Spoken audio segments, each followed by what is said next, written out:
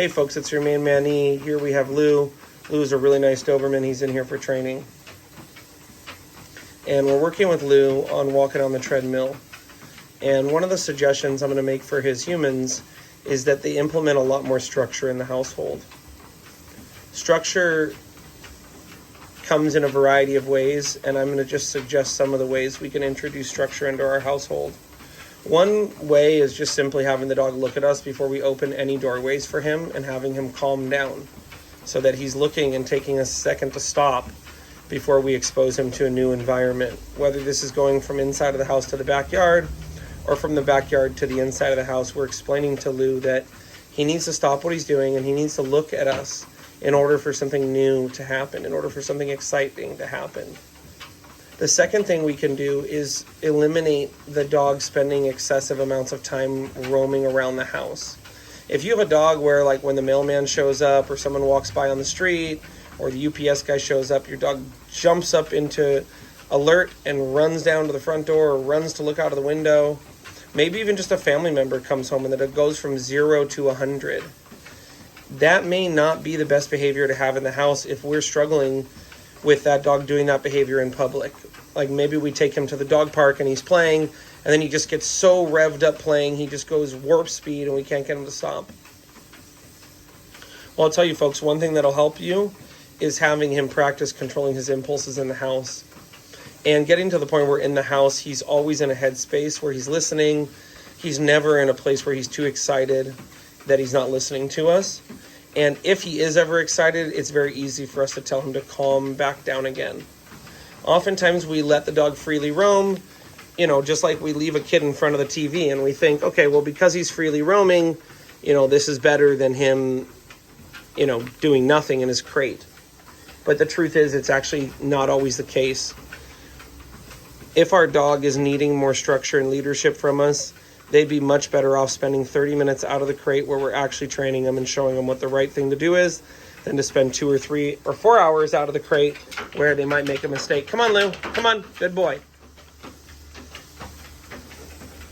The final thing I want to talk about is, structuring the excitement level with him. Where if there is toys or anything, you're pulling the toy out with the explicit goal of getting him excited, and then you're putting the toy away so he can calm down.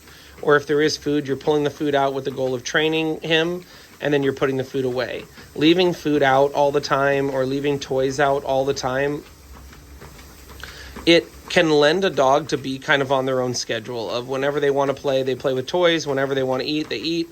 And it can also allow them to reward themselves. Like, let's say this guy barks at the UPS guy, and then he goes and picks up a toy. Essentially, he rewards himself.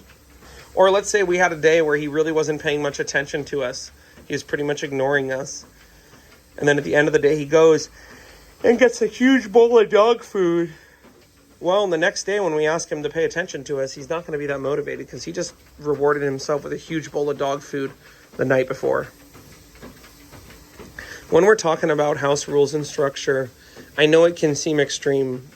Folks, just like when I tried to go on a diet or I had a medical condition and the doctor asked me to make extreme changes to my diet, it seems extreme.